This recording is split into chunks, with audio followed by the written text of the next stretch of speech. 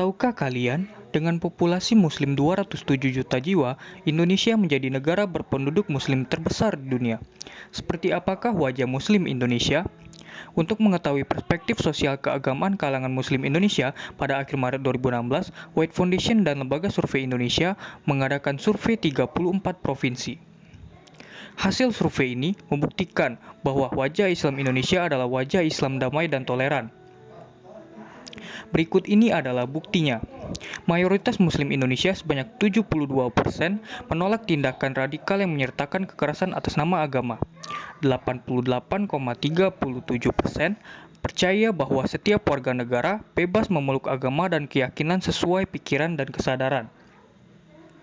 65,35% berpendapat bahwa negara harus melindungi setiap pemikiran yang berkembang di masyarakat.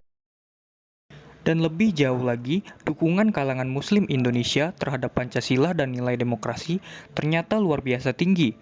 82,3% menyatakan bahwa Pancasila dan UUD 1945 amat sesuai bagi Indonesia.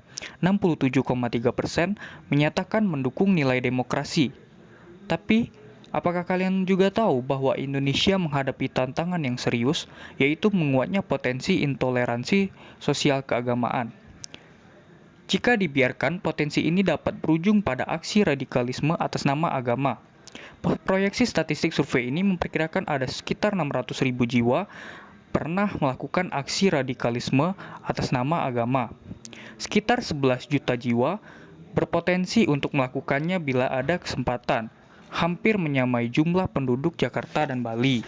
Aksi radikalisme ini mencakup pemberian dukungan dana atau materi kepada organisasi radikal, sampai dengan melakukan penyerangan terhadap rumah ibadah penduduk agama lain. Ingat, ini angka potensial proyeksi, bukan angka aktual. Ada 3 hal yang berpengaruh signifikan atas potensial ini. 1. Pemahaman literalis atas konsep jihad yang dianggap harus menggunakan kekerasan. 2. Materi ceramah yang berisikan permusuhan dan kebencian. 3. Ketidaksukaan bahkan kebencian terhadap kelompok tertentu meskipun kelompok tersebut seagama.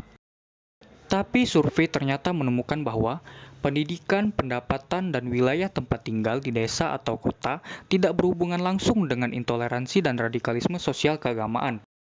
Maka tantangan terbesar pemerintah saat ini adalah penegakan hukum yang tegas terutama terhadap pelaku hate speech, memastikan kebijakan yang tidak diskriminatif, dan memenuhi hak-hak warga negara yang dijamin undang-undang tanpa memandang agama, keyakinan, suku, ras, ataupun pilihan politiknya.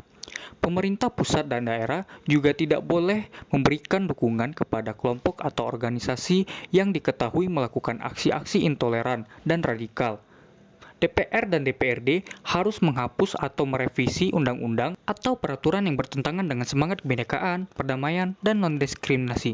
Organisasi sosial keagamaan moderat seperti Nahdlatul Ulama dan Muhammadiyah harus memperkuat basis dan kapasitas keanggotanya dengan memahami keagamaan yang lebih kritis dan terbuka.